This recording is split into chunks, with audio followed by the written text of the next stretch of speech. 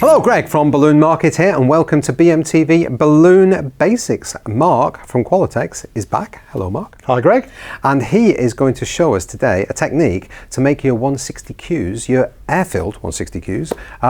Obviously, you'd always air-fill 160Qs, wouldn't you? Or do you helium-fill 160Qs? On most occasions, yeah. They're never going to float on their own properly, unless you wanted to reduce their weight in a design. Yeah. But yeah, normally air-filled. But Mark's going to show us a technique to make them last a lot longer on a display. So Mark, over to you.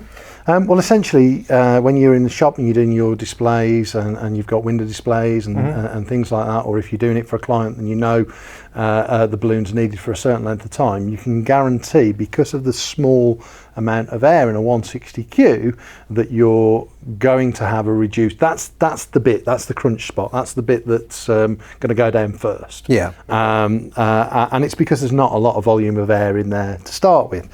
So if you inflate a 160Q as normal, this is just a rose pink 160, and you use a 160 mini hand pump. And obviously with all latex balloons, air starts to come out as soon as it's in there.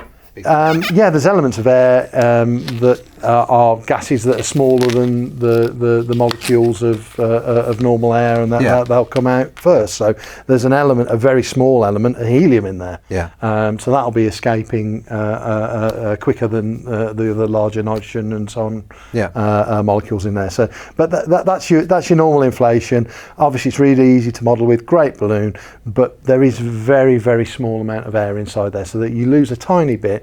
And it's obvious. And what normally happens in a shop is some a beautiful customer will come along and say, "That's amazing, that flower that you've got," and squeeze it, and it will all of a sudden dent in that place, and that's irretrievable. You'd have to replace that item. Okay. So if we take our 260Q in the same colour, we can double stuff and create a thicker area of latex around the outer one. Okay, I've heard of double stuffing for changing colours of balloons and things like that, and also you talked about water weights, where you double stuff normal 11-inch, 16-inch, 11-inch balloons. I can't remember. Well, you can do either. Yeah. Okay, so but I've never heard of this. So essentially, all we're doing is we're just dropping in, and it fits quite nicely, the 160 all the way down there. So if you get into this one's going quite nicely, but if you get into a point that it's difficult to push down, what you can do is grab hold of the outer neck of the 260Q and just pull towards the end. Yeah. And then let that settle inside. Yeah. Okay. Now, if I was to go and inflate this normally now, you'd imagine it'd just inflate. And to some extent it will do, but you'll have problems. Very tight to inflate. Oh wow. Really quite difficult. So why is that proving problematic? There's a lot of additional tension on the outside of the balloon. So you'll end up sometimes, that's not been too bad, but you'll end up sometimes that you'll get so far and you can't inflate that further down. Also, if we compare that to 160Q that's inflated there, you can see that actually the inner balloon is being stretched to the size of the 260Q, and that's not right. Okay, so it's putting extra stress on the 160Q. So I'll let that one go. So if you were to carry on doing that, could the 160Q burst inside the 260Q? Yes. So there'd be no benefit. You just end up with a bigger balloon where you wanted a 160Q. Exactly. Okay.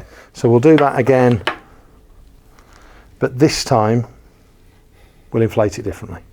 So I'll drop all that all the way in. So whatever you'd use a 160Q for, so like we've made little flowers and stars and things before with a 160, this is, you can still do exactly the same things that you would normally, but they just last a bit longer. Exactly. Okay. And that's because you've got a double thickness of latex on the outside. Does that make it more difficult to twist? Slightly more difficult to twist, but we'll have a go now. Okay. So I'm going to ask you to hold on to the very end, but you want to be holding both balloons. Okay, I've got both balloons. Okay, and then I'll start to drop the pump in, and I'll start to inflate under a little bit of tension. And as soon as you start the inflation going, keep stretching.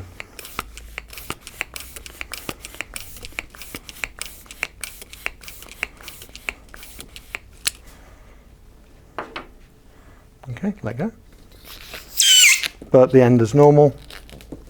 You tie that off, and then you can see that you've actually got the same diameter. Yeah. Slightly denser colour, Yep. but the same diameter of balloon. Okay. And then when you make that, you'll feel that it is slightly different to Oh, twist, yeah. a bit thicker, but essentially that'll last much, much longer. Okay. All right. Well, there you go. That is how to double stuff a 160Q balloon and make it last a lot longer for your displays. See you next time.